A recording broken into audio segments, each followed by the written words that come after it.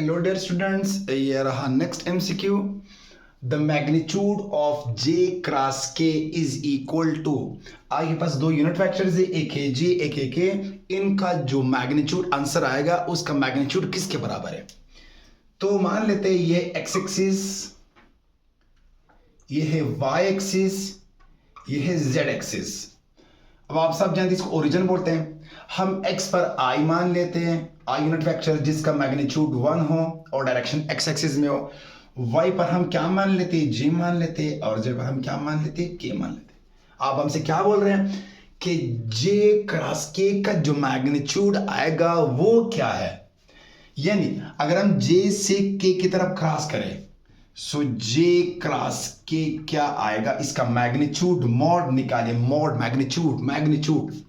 सो इसका एक तरीका तो ये कि आप i j k i j k and so on ये ड्रा करें। अब आप देखें, आप अगर इस तरफ आ रहा है तो आप j क्रॉस k, इसके बाद क्या आ रहा है, i आ रहा है। तो यानी j cross k is equal to i। और अगर आप इस तरफ से आ रहा है तो फिर अगर k क्रॉस j होता तो फिर माइनस i आता।